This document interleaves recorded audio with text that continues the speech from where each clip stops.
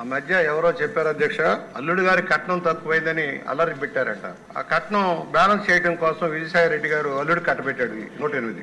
వడ్డించేవాడు మన అయితే ఆఖరి బంతిలో కూర్చున్న పర్లేదు అన్నట్టుగా జగన్మోహన్ రెడ్డి గారి జమానాలో ప్రభుత్వ ఆస్తుల్ని ప్రభుత్వ సంస్థల్ని అయిన వాళ్ళకి కట్టబెట్టి దోపిడీ చేశారు. ఈ 108 అంబులెన్స్ సిస్టమ్ కూడా ఒక విధానం అనేది మనం చేస్తా ఉన్నా. ఆ మధ్య నేను మా ఎంపీ గారు కారులో కాకినాడ వెళ్తున్నాం సార్. జిఎస్ఎల్ మెడికల్ కాలేజీకి ఇంకో 2 కిలోమీటర్లు ఉందనగా వేరే వాళ్ళ కారు వెళ్లి ఒక రోడ్ క్రాస్ చేస్తున్న అమ్మాయి గుద్దుకుంది సార్. అమ్మాయి కుప్పకూలిపోయింది. బస్సు చచ్చిపోద్దామన్న భయంలో మేము ఉన్నాం.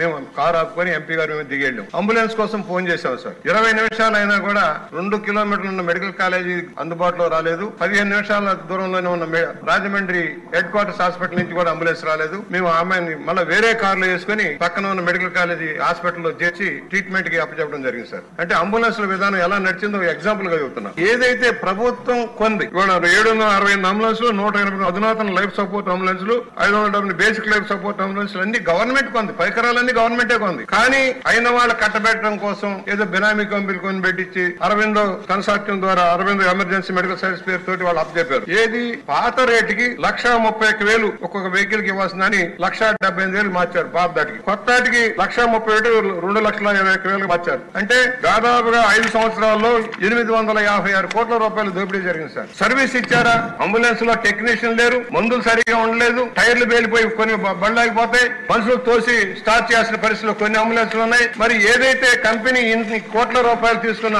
కంపెనీ ఎందుకు 108 సర్వీసులు సక్రమంగా నడపలేదు? పేద ప్రజల కోసం నిర్దేశించిన ప్రమాదాల సమయంలో ఆదుకోవడం కోసం పెట్టిన ఈ వాహనాలు ఎందుకు సరిగా నడవలేదు? కేవలం అరబిందో ఫార్మాకి కట్టబెట్టడం కోసం చేసిన ఈ నిర్వాహకం వల్ల మొత్తం వ్యవస్థ దెబ్బతింది.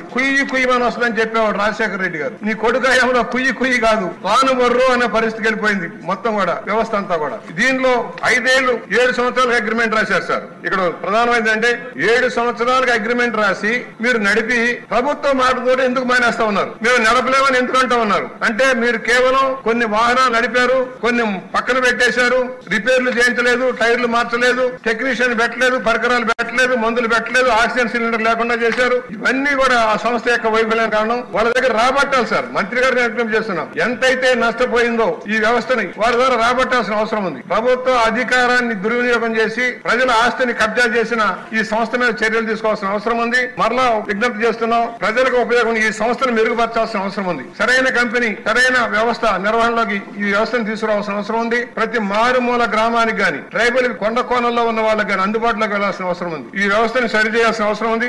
ఎవరైతే అధికార దోపిడీ చేశారో దాని మీద చర్యలు తీసుకోమని నేను విజ్ఞప్తి చేస్తా ఉన్నాను.